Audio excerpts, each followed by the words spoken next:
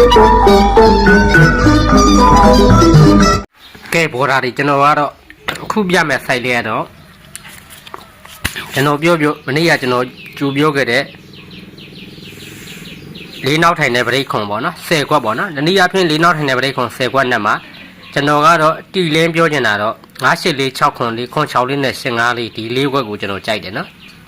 ်ဒီ၄ခွက်ပေါ့နော်ဒီဆိုင်ထဲမှာတော့လေးနောက်ထိုင်ခွန်ဗရိတ်10ခွက်ပဲကျွန်တော်တီလင်းပြမှာတခြားဆိုင်နဲ့ပဲဒီ၄ခွက်ကိုထုတ်ပြသွားမှာနော်ခုပြမယ်လေးနောက်ထိုင်ခွန်ဗရိတ်ကတော့ကျွန်တော်ခဏရွေးမပေးတော့ဘူးနော်ဘာလို့လဲဆိုတော့ကျွန်တော်ရွေးပေးမဲ့ခဏကတခြား site တွေနဲ့ညှက်ပြီးရွေးပေးမှာနော်ဒီလေးက9846ခွန်လေးခွန်6လေး15လေးပေါ့နော်ကဲဒွင်းမဲ့သွားကြသူရနော်ကျွန်တော်ပထမကပ်မှာ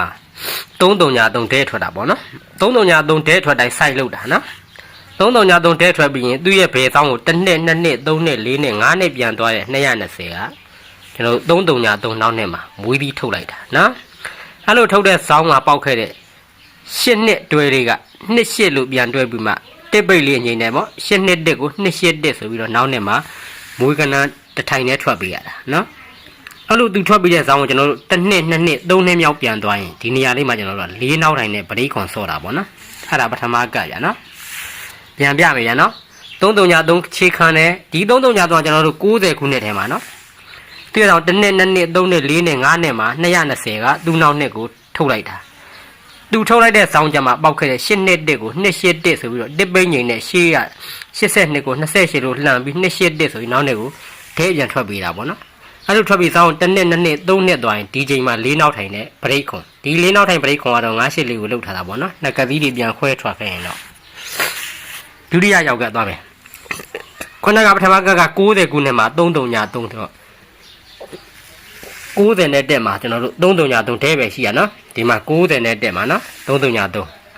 အဲသူ့ရဲ့ဆောင်ကိုကျွန်တော်ဘယ်ပြန်မယ်ဆို1နှစ်2နှစ်3နှစ်4နှစ်5နှစ်မြောက်ကိုသွားတဲ့9ခွန်3အဲ9ခွန်3က3303နောက်နှစ်ကိုသူကထုတ်လိုက်တာဒီဒုတိယတကန်နဲ့တတိယကကြတဲ့ဘုံသားနဲ့သွားတူတာပဲသူက3ကတ်ကို2ကတ်တွေတအားသွားတူတယ်3ကတ်တလုံးတော့တူတယ်နော်3303ရဲ့ဘယ်သောင်း5နှစ်က9ခွန်3ကိုသူ့နောက်နှစ်ကိုထုတ်လိုက်တာနဲ့သူ့ရဲ့ဆောင်မှာပေါက်ခဲ့တဲ့98က983ကို89 89 3ဆိုရင်တောင်းတဲ့တစ်ထိုင်နဲ့မွေးပြီးထုတ်တာပဲနော်အတူထုတ်တော့ဇောင်းကိုဆင်းရင်ကျွန်တော်1နှစ်2နှစ်3နှစ်သွားရင်ဒီမှာ4နောက်ထိုင်နဲ့ခွန်မရိတ်ပဲပေါ့နော်ဒါ4နောက်ထိုင်နဲ့ခွန်မရိတ်ပဲပေါ့နော်အဲ့ဒါဒုတိယကနော်ပြန်ရှင်းမပြတော့ဘူးနော်နောက်ဆုံးတတိယရောက်ကလေးကျွန်တော်သွားကြသူနောက်ဆုံးတတိယရောက်ကလေးကဘယ်မှာဖြစ်မှာ2020မှာဖြစ်မှာနော်2020မှာဒီမှာထွက်တာပဲနော်2020ထွက်ပြီးတဲ့သူ့ရဲ့ဘယ်သောင်း1နှစ်2နှစ်3နှစ်4နှစ်5နှစ်ပြန်တဲ့8နှစ်ကသူ့နောက်တစ်နှစ်မှာမွေးကနန်းဆိုပြီးကျွန်တော်အဲ့တုန်းကလည်းအောင်ငယ်ဘူးတဲ့တူအောင်သွားတာနဲ့ဒီချိန်မှာကျွန်တော်တော်တော်များများရခဲ့ဘူးလေသူ့ရဲ့ဇောင်းမှာပေါက်ခဲ့တဲ့3993ကို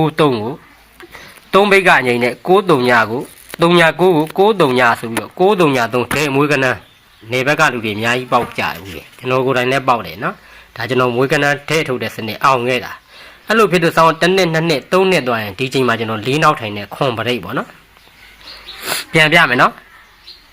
3303တဲရှိတယ်1နှစ်2နှစ်3နှစ်4နှစ်5နှစ်ပြန်တဲ့8နဲ့5ကနောက်နှစ်မှာမွေးပြီးပေါက်တာသူ့ရဲ့ဇောင်းက39က93ဆိုပြီးတော့3ပိတ်ငိမ့်နဲ့93ဆိုပြီးတဲ့အတွက်လို့သူ့ရဲ့ဇောင်း1နှစ်2နှစ်3နှစ်မြောက်မှာဒီနေရာမှာကျွန်တော်4နောက်ထိုင်နဲ့ဗရိတ်ခွန်ဆော့နေတာလည်းကဲမေးလေတဲ့ကိုရီးယားနှစ်ခါလေးရစ်ကြည့်လိုက်ရနော်ကဲအဲကြတော့အဲ့ဆိုင်လေးတွေက4နောက်ထိုင်နဲ့ဗရိတ်ခွန်နက်မှာခုနကျွန်တော်ရွေးပေးလိုက်တဲ့10ခွက်နက်မှာကျွန်တော်ဒီအမှန်ချေပေးခဲ့တဲ့4ခွက်ပေါ့နော်ဒီ4ခွက်ကိုကျွန်တော်တခြားမူလေးနဲ့ခွဲပြသွားမယ်ရနော်ကဲနောက်တစ်မူစီကြောလေးရွှေ့ကြတယ်ဗျာနော်နောက်တစ်မူကကျွန်တော်တငယ်ချင်းတွေကျွန်တော်မွေးကနန်းပြထားခဲ့တဲ့ဒီ site ထဲမှာနော်ကိုတို့သိမှာပေါ့နော်ကျွန်တော်6ပတ်တဲ့100ရာခိုင်နှုန်းပြထားတဲ့မွေးကနန်း site ထဲမှာနော်နောက်နေ့ဦးမှာတက်ခါနဲ့ပရိငါနောက်နေ့ဦးမှာခွန်ခါနောက်နေ့3ချိန်မှာခွန်ပါသောခွန်ပရိအောင်မြင်ခဲ့ရင်ထိတ်3လုံးက4လေ3လုံးက1ပိတ်3လုံးက30အဲ့430ဒီနောက်နေ့မှာမွေးကနန်းကြမယ်လို့ကျွန်တော်ပြောတယ်အဲ့ဒီထဲမှာကျွန်တော်လိုက်ကနန်းလိုက်မယ်လို့ကျွန်တော်ပြောတယ်ဒီမှာခါနှလုံးပေါင်းချင်းခွန်ကထိတ်နှလုံးပေါင်းနဲ့6ကခါအပိနှလုံးပေါင်းနဲ့8က8ပိတ်ခွန်6ရှစ်တဲလိုက်တာလားပေါ့နော်တနည်းအားဖြင့်တော့ပတ်လေဒီတော့နည်းနည်းထိုးလိုက်ပေါ့နော်တက်လေတိုင်းမြစ်တယ်ပရိငါရိုက်တယ်နောက်နေ့မှာ2ဦးမှာခွန်ခါတယ်နောက်နေ့3ချိန်မှာခွန်ပါတော့ခွန်ပရိဆော်တာဆော့ပြီးပေါင်းချင်းကနန်းထိတ်3လုံးလေးလေ3လုံးပေါင်း1ပိတ်3လုံးပေါင်း30 40ကနောက်နေ့မွေးပြီးတဲရိုက်တယ်ပြပါနော်တဲမဟုတ်ဘူးပြနော်ရိုက်ပေးတာပြလားကျွန်တော်ပြောမှသွားလို့အဲ့ဒီထဲမှာကျွန်တော်ခါနှလုံးပေါင်းနဲ့ခွန်ကထိတ်နှလုံးပေါင်းနဲ့6ကခါအပိနှလုံးပေါင်းနဲ့8က8ဆိုတဲ့လိုက်ကနန်းလေးရှိတာပေါ့နော်အဲ့ဒါပထမကပ်ပါရနော် ဒုတိယလည်းနှူးမှာတက်လက်တိုင်းနဲ့ပရိငါလို့ဆိုရနောက်နဲ့နှူးမှာခွန်ကနောက်နဲ့3ချိန်မှာခွန်ပါတော့ခွန်ပရိလို့အောင်လိုက်တာတဲ့ထိတ်3လုံးပေါင်းခွန်အလဲ3လုံးပေါင်း8အပိတ်3လုံးပေါင်းခွန်အဲ့ခွန်8ခွန်ကနောက်နဲ့ဘွေးသီးလို့ကျွန်တော်ပြောတယ်နော်အဲ့ဒီထဲမှာကျွန်တော်တို့ဒီမှာ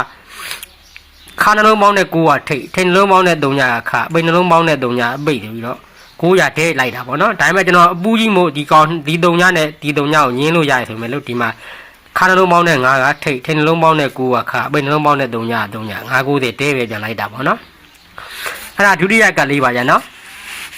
တကယ်ချင်းတတိယရောက်ကလေးမှာလဲတိုင်းမှာတက်လဲတိုင်းနဲ့ပရိငါလို့ဆိုရနောက်နဲ့နှူးမှာခွန်ကနောက်နဲ့3ချိန်မှာခွန်ပါတော့ခွန်ပရိဒီကောင်ကျွန်တော်မနစ်က3ချိန်မှာကျွန်တော်ခွန်နောက်ဘူးနဲ့ထိတ်စီးဒီ3ညခွန်အော်ဒီထုတ်ပြရတဲ့စိုက်ပါနော်နောက်စီးဒီခွန်နောက်ဘူးထိတ်စီးဒီအောင်သွားတဲ့ line ပေါ့တို့ခွန်ပါတော့ခွန်ပရိအောင်လို့ထိတ်3လုံးကခွန်အလဲ3လုံးက4အပိတ်3လုံးက6ဒီခွန်လေး6ဆိုတဲ့ပတ်လေလေးကဒီနှစ်ထဲမှာကျွန်တော်က100ရာခိုင်နှုန်းမွေးဆိုတဲ့ site လေးပေါ့နော်အဲကြတော့ကျွန်တော်ခုပွဲခုနကပြတယ်ဒီချိန်မဲ့ထိုးမယ်ဆိုရင်တော့4နောက်ထိုင်လေးနှစ်ကွက်ထိုးလိုက်ပေါ့နော်အဲကြတငယ်ချင်းတွေဒီနှစ်ထဲမှာကျွန်တော်လိုက်ကနန်းလိုက်မယ်ဆိုရင်ဒီချိန်မှာဆိုခန်းလုံးပေါင်းနဲ့9ကထိတ်ပေါ့နော်ထင်းလုံးပေါင်းနဲ့10ကခါပေါ့နော်အပင်လုံးပေါင်းနဲ့4က4ပိတ်ပေါ့နော်ဒါ9 8 4ကလည်းအကျုံးဝင်သွားပြီပေါ့နော်ကဲဒါအဲ့ site ကလည်း9 8 4အကျုံးဝင်သွားပြီပေါ့နော်ခုနကပြခဲ့တဲ့3 3ည3ကလာတဲ့ site ကလည်း3ကတ်တလုံးက4နောက်ထိုင်ပရိတ်ခွန်ဆော့ရမှာနော်ဒီကတ်ကလည်း6ခွန်လေးပတ်လေကမွေးကနန်းပါဝင်ဖြစ်တယ်လို့လိုက်ကနန်းကဒီဘွဲ့မှာရှင်9လေး9 8 4ကသွားတိုက်ဆိုင်နေပြီပေါ့နော်ရေးလေမလားမသိဘူးနော်နောက်တစ်ကြောက်တော့ကြော့ပြီမယ်နော်တစ်ခါနဲ့ပရိငါဆိုတယ်ခွန်ခါဆိုတယ်3ချိန်မှာခွန်ပါခွန်ပရိဆိုတယ်ထိတ်3လုံးလေ3လုံးပေ3လုံးပေါင်းနဲ့40နောက်နဲ့ထွက်တယ်အဲ့ဒီနှစ်ထဲမှာကျွန်တော်တို့ကခါနှလုံးပေါင်းကထိတ်နှလုံးပေါင်းနဲ့ကောင်ကလေပေနှလုံးပေါင်းနဲ့ကောင်ကအပိတ်နဲ့ထဲကြတာပေါ့နော်နှူးမှာတစ်ခါနဲ့ပရိငါဆိုတယ်နောက်နဲ့နှူးမှာခွန်ခါဆိုတယ်နောက်နဲ့3ချိန်မှာခွန်ပါခွန်ပရိဆိုရင်ထိတ်3လုံးပေါင်းလေ3လုံးပေါင်းပေ3လုံးပေါင်းနဲ့ခွန်ရှက်ခွန်ကနောက်နဲ့မွေးပြီးဆော့မယ်နော်အဲ့ဒီထဲမှာခါနှလုံးပေါင်းနဲ့9ကထိတ်နှလုံးပေါင်းနဲ့3ညခါအပိတ်နှလုံးပေါင်းနဲ့3ညကအပိတ်ဆော့ပါနော်3ညနှလုံးဖြစ်လို့မရည်လေဘူးဆိုထိတ်နှလုံးခါနှလုံးပေါင်းနဲ့9ထိတ်နှလုံးပေါင်းနဲ့9ကခါအပိတ်နှလုံးပေါင်းနဲ့3ညအပိတ်လိုက်တာပဲပေါ့နော်ထဲပေါ့နော်ဒီခါနဲ့ပရိငါလို့ဆော့ပြန်ရောနောက်နဲ့နေဦးမှာခွန်ခါနောက်နဲ့3ညမှာခွန်ပါတဲ့ခွန်ပရိဆိုလို့ထိတ်3လုံးပေါင်းခွန်လေ3လုံးပေါင်းလေအပိတ်3လုံးပေါင်း6ဒီခွန်လေး6အားလေးကကျွန်တော်စိုက်မျိုးမျိုးပြခဲ့ဘူးတာပေါ့နော်ဒီနှစ်ထက်မှာခွန်လေး6အားလေးမွေးရဆိုတဲ့စိုက်လေးပေါ့နော်အဲ့ကြတော့ဒီချိန်မှာကျုံးဝင်နေပြီပေါ့နော်4နောက်ထိုင်နဲ့အဲ့ကြဒီနေ့ထဲမှာကျွန်တော်လိုက်ကနာဆိုဒီမှာခါနှလုံးပေါင်းနဲ့9ကထိတ်ပေါ့ထင်းလုံးက10ကခါပေါ့ပိတ်နှလုံးပေါင်းက4က4ပိတ်9 8 4ပေါ့နော်တနည်းအားဖြင့်4ပိတ်နဲ့ပရိခွန်ဆိုရှင်9လေးလေးတော့လှည့်လိုက်ပေါ့နော်ဘော်ဒါတွေဘာလို့လဲဆိုတော့ကျွန်တော်တို့ဒါကျွန်တော်အပူပြောတာတော့မလဲရန်ကုန်ကနေတဲ့ဦးလေးကြီးတယောက်တည်းမှတူထုံးကြီးရေးတဲ့ငါတူကြီးရေးတဲ့ဒီတစ်ပါတဲ့ပရိသုံးကထွက်နိုင်လားတဲ့ထွက်နိုင်တာပေါ့ရာတဲ့ကျွန်တော်ကအထောက်မပါလို့မပြတာလို့ပြောတာလှုပ်သွားတာပါရာဘော်ဒါတွေဒါဒီလိုပြောရင်တချို့စောက်ဖောင်းထူးတဲ့ကောင်တွေကကျွန်တော်ပြောလို့ရှိရင်ကထိုက်မှပြတာဒီကောက်လုံးမယ်ဒါတငယ်ချင်းတွေရည်ရမှုပြန်ထိပ်ပြတာဒီမှာကျွန်တော်ပြခဲ့တဲ့3ခွန်ခွန်တပင်းကြောမယ်ဆိုနောက်ထောင်3လုံးခွန်3ခွန်ကပြန်ထောင်ပြီးမှကြောတဲ့အောက်ဒီသူကတစ်ခါနဲ့ဗရိတ်တက်ဆော့တာဒီမှာ143က431က143လို့တပင်းကြောတော့မယ်နောက်3လုံး143ပြန်ထောင်ပြီးမှကြောတဲ့အောက်မှာ1လေတိုင်းနဲ့ဗရိတ်နဲ့ဆော့တာဒီမှာ3ညခွန်ခွန်20ပြန်ကြမယ်ဆိုရင်နောက်ကခွန်20လို့ပိတ်ပြီးမှပြန်ကြဖို့အောက်မှာ1လေတိုင်းနဲ့ဗရိတ်3ကျွန်တော်မြင်တာပေါ့အထောက်မကချုပ်မရတော့ကျွန်တော်မပြရတာဒါပေမဲ့ तू ကတက်လေတိုင်းဗရိတ်သုံးတော့မပါဘူးပေါ့တက်ထိတ်နဲ့ရဲသွားတာတကယ်ချင်းနဲ့ကျွန်တော်ပြလိုက်လဲလေတိုင်းတက်ခါနဲ့ပဲထိုးမှာပေါက်ကွက်တော့မိမှာမဟုတ်တွတ်ပဲမိမှာနော်ကဲခုကအဲ့ site လေးကိုကျွန်တော်ဆက်ပြမယ်ဗျာနော်ခုနကကျွန်တော်တပင်းကြော်လိုက်တာပေါ့နော်ဒီ site လေးကပေးနေတော့ဗျာနော်ဒီတပင်းကြော်တဲ့ကောင်ကနောက်3လုံးကပြန်ဖြီတာပေါ့နော်ခွန်3ခွန်ကခွန်3ခွန်ဖြစ်ရင်ပြန်ကြော်တဲ့အောက်ကတက်ပါတယ်ဗရိတ်တက်143က143ပြန်ကြော်တဲ့အောက်143နောက်ထိုင်လေးကခဏပြန်ဖြီကြော်တဲ့အောက်ပါဒီခါနဲ့ဗရိတ်နဲ့3ညခွန်ခွန်ကခွန်20ပြန်ကျတော့နောက်ကခွန်20ပိတ်ပြီးတော့ကြော်တဲ့စနစ်ကြောင့်မို့ဒီမှာတစ်ခါနဲ့ဗရိတ်3ကိုကျွန်တော်တွေ့တယ်ဒါပေမဲ့ကျွန်တော်ကဒီလောက်လေးနဲ့တော့ဒီကောင်စက်တိုက်ရိုက်မယ်မထင်လို့မပြတာပြခင်လည်းကျွန်တော်တို့8တက်လေးနဲ့4တက်8ပဲပါမှာတဲတော့ပါမှာမဟုတ်ဘူးเนาะကြကြဒီ site လေးမှာနောက်တစ်ခုခွင်လေးဝင်သွားတာလေးဆက်ပြမယ်ဗျာနော်ကဲဒီကောင်ကတော့မှင်ဒီလေးနဲ့ပြလိုက်မယ်နော်ကျွန်တော်ဒါအောက်ကထောက်တွေမပြတော့ဘူးเนาะတကယ်ချင်းဒီလောက်ဆိုရင်တော့မှတ်မိမှာနှူးမှာ9နောက်တိုင်သူ့ရဲ့မြေကုံမှာရှိပေါင်းကသူ့ရဲ့စောင်းဒီဗရိတ်ကိုမသူစောင်းဒီ6ထိတ်လို့ရိုက်သွားလို့နောက်နေ့မှာကျွန်တော်တို့ကတတိယဖြင့်ဗရိတ်တက်နဲ့ဗရိတ်ရှင်းနဲ့က9သွားပြီဗျာနော်ဗရိတ်တက်နဲ့ဗရိတ်ရှင်းနဲ့ဗရိတ်တက်နဲ့ဗရိတ်ရှင်းနဲ့က9သွားပြီဗရိတ်တက်နဲ့ဗရိတ်ရှင်းနဲ့9သွားပြီဆိုရင်ထိတ်နှလုံးကလည်း6ရမယ်လဲနှလုံးက9ရမယ်အပိတ်ကလည်း4ရမယ်ဗရိတ်9နောက်တိုင်ကရှိပေါင်းကဗရိတ်ကို6ထိတ်လို့ဆိုတော့နောက်နေ့ဗရိတ်တက်နဲ့ဗရိတ်ရှင်းနဲ့က9သွားပြီအဲ့လို9သွားခဲ့လို့ထိန်နှလုံးက6လဲရ9ပိတ်က4အဲ့ပေါင်းနဲ့6 9လဲလည်းဗရိတ်9လို့ဖြစ်နေခဲ့အဲ့နှစ်ထဲမှာမွေးကနန်းလိုက်တယ်လို့ကျွန်တော်ပြောတယ်နော်အဲ့ဒါပထမက ဒုတိယရောက်ကလေးကျွန်တော်တင်ငယ်ချင်းတွေမှာနှုတ်မှ9နောက်ထိုင်သူ့ရဲ့မြင်းကုံမှာရှီပေါင်းကသူဆောင်ဒီပရိရှစ်မှုသူဆောင်ဒီရှစ်ထိတ်လို့ဆော့သွားတယ်လို့အဲရှစ်ထိတ်ရဲ့နောက်နဲ့မှာကျွန်တော်တို့ဒီမှာပရိ3မှုဒီမှာပရိ9လို့ထည့်ခဲ့ရင်ပရိ2ခုရှစ်သွားတယ်လို့ထိတ်နှလုံးပေါင်းခွန်အလဲနှလုံးပေါင်းနဲ့ပိတ်နှလုံးပေါင်းက9အဲ့ခွန်နဲ့ကိုအဲ့နဲ့ထဲမှာမွေးကနန်းလိုက်တယ်လို့ကျွန်တော်ပြောတယ်နော်အဲ့ဒါဒုတိယကနောက်ဆုံးတတိယရောက်ကလေးတင်ငယ်ချင်းတွေမှာ9နောက်ထိုင်မြင်းကုံမှာရှီပေါင်းကသူဆောင်ဒီပရိခွန်မှုဒီမှာခွန်ထိတ်လို့ဆော့သွားလို့ဒီနေ့ထဲမှာတင်ငယ်ချင်းကျွန်တော်ကပရိ2ခုခွန်ခေါ်ခဲ့တာနော်မကြခဲ့သေးဘူးဗျာနော်ဒီမှာတနည်းအားဖြင့်ရှင်းနဲ့ခွန်နဲ့9ပေါ့နော်ရှင်းနဲ့ခွန်နဲ့9ခွန်နဲ့4နဲ့1ပေါ့နော်4နဲ့ဘူးနဲ့4ပေါ့နော်ဘူးနဲ့9နဲ့9ပေါ့9နဲ့ဘူးနဲ့9ပေါ့နော်ဘူးနဲ့9နဲ့9ပေါ့9နဲ့4နဲ့3ပေါ့နော်4နဲ့8နဲ့2ပေါ့နော်8နဲ့4နဲ့2မို့ဒီမှာကျွန်တော်တို့4နဲ့3နဲ့ခွန်သွားပြီပေါ့နော်4နဲ့3နဲ့ခွန်လို့ဒီမှာထိန်နှလုံးကရှစ်လေငါပိတ်ကနေဒီရှစ်5လေးကမွေးကနန်းလိုက်မယ်ဆိုတင်ငယ်ချင်းတွေလိုက်လို့ရပြီဗျာနော်အဲကြတော့ကျွန်တော်ကခုနကပြောခဲ့တဲ့4နောက်ထိုင်ပရိခွန်နဲ့ဒီချိန်လေးမှာဒီ9ရှစ်လေးကိုတော့ဒီကပူထိုးကြပါနော်ရှစ်5လေးတော့အရန်ထိုးလိုက်ပါနော်ခွန်6လေးနဲ့6ခွန်လေးလေးလည်းထိုးပါနော်ဘာလို့ထိုးခိုင်းတာလဲဆိုရင်သူ့လည်းကျွန်တော်အတူစုပ်လေးတစ်ချုပ်ခဲ့မယ်နော်ပြခဲ့မယ်နော်ကဲဒီစနစ်လေးတွေကဆန်းများကြတယ်ဗျာနော်ကဲဒါကတော့နှစ်ကသီးလေးတွေဗျာနော်နှစ်ကသီးလေးတွေကပေးတယ်ပေါ့ဒါလေကျွန်တော်ကလနာကြည့်တာ4က5ကလည်းကြည့်တယ်4က5ကဆိုကျွန်တော်က site တွေမပြဘူးမကြည့်တယ်လို့မဟုတ်ကုန်ကြည့်တတ်တယ်နော်ကျွန်တော်ကအဓိကအကြိုက်ဆုံး site ပြောရင်ကျွန်တော်ကနှစ်ကသီးကိုပို့ကြိုက်တယ်3ကသီးတောင်ကျွန်တော်တို့ကအထိုင်နေလှည့်တယ်နော်ကဲတကယ်ချင်းဒီမှာဗျရှာကြည့်လိုက်နော်ခင်ဗျာကလနာမှာနှစ်ကထဲရှိတာ800စောင်းတာတော့3ကရှိတာတူတာ2ကရှိတာဒီမှာ800လို့ဇောင်းထိုးတယ်ရှစ်ထိတ်တုံညာခါတုံညာပိတ်လို့ခတ်လိုက်တာ3ခုရှိတယ်ဒါပေမဲ့သူကနှစ်ကသီးပဲသွားတူတာ3ခုတလို့မတူပေးဘူး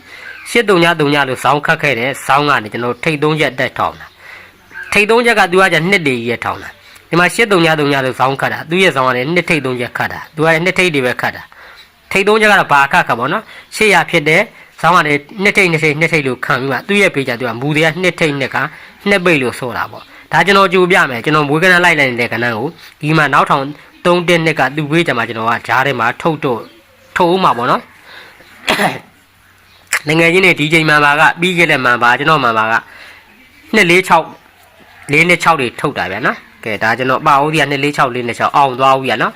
800ဆောင်းထိုးတယ်နှစ်ထိတ်လို့ဖြစ်တာပေါ့နော်သူ့ရဲ့ဘေးမှာနှစ်ထိတ်နှစ်ကနှစ်ပိတ်လို့ပြန်ဖြစ်ခဲ့တော့ပထမဆုံးနှစ်ထိတ်ဘေးမှာသူကခွန်6လေးကိုစော့တာဗျာနော်ဒါတခြားထောက်တွေလည်းရှိရင်ရှိဦးမှာနော်ကျွန်တော်ကြည့်ချိန်မရသေးဘူးနော်ဒီလောက်လေးပဲကြည်ထားတာနော်800ဆောင်းခတ်တယ်နှစ်ထိတ်သွားတယ်သူ့ရဲ့ဘေးမှာနှစ်ထိတ်နှစ်ကနှစ်ပိတ်ဖြစ်တယ်ပိတ်ကနှစ်တစ်သုံးထောင်လေးကနောက်နှစ်ဘေးရင်ဆိုင်လေးမှာခဏကဒါမှတ်ထားဗျာနော်ကျွန်တော်အဲ့ရင်ကြလည်းပြအောင်မှာပေါ့နော်ပထမဆုံးနှစ်ထိတ်ဘေးမှာခွန်6လေးစော့တာပေါ့နော်အဲ့ဒါပထမကဒုတိယရောက်ကလေးငယ်ချင်းတွေ800ဘယ်မှာဖြစ်တာလဲဒီမှာဖြစ်တာဗျာနော်800ဒီမှာ8ခွန်နဲ့ကလည်း800လို့ဇောင်းခတ်ပြောရဲ့သူ့ရဲ့ဇောင်းကလည်း9ထိတ်လို့တက်ထောင်ရောဗျာအဲ့လို9ထိတ်လို့ထောင်လိုက်တဲ့ဘေးမှာသူကနှစ်ထိတ်နှစ်ကနှစ်ပိတ်လေမူသေးလေးပဲဖြစ်တာအဲ့ဒါကြောင့်မနေ့ကဒီချိန်ကျွန်တော်ရှင်9နဲ့9ရှင်နဲ့ရှင်9နဲ့ဒဲဆိုပြီးတော့9ရှင်နဲ့ရန်ကျွန်တော်ပြတာပေါ့ဗျာနော်ပတ်လက်မှာရောထားလိုက်တော့သူ့ရဲ့ဇောင်းမှာ9ထိတ်လို့သူကတက်ပြီးမှသူ့ရဲ့ဘေးမှာနှစ်ထိတ်နှစ်ကနှစ်ပိတ်လို့ဖြစ်လို့9ရှင်နဲ့ရှင်9နဲ့နော်ရှင်9နဲ့ကိုပူထူပေါင်းခြင်းနဲ့ဒဲကြကျွန်တော်ပြတာ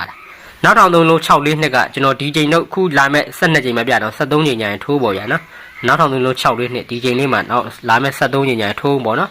အဲကြောင့်ဒီနှစ်ထိတ်နှစ်ကနှစ်ပထမဆုံးနှစ်ထိတ်ရဲ့ဘေးမှာခွန်6လေး6ခွန်လေးတွေထွက်သွားလို့ရပြီပေါ့နော်ပေါ်တာလေးဒါကျွန်တော်984ရောခွန်6လေးရောတခြားမှုနေစနစ်တွေနဲ့ဒါပြပြီပေါ့နော်ကဲပေါ်တာတွေဒီလောက်ပဲနော်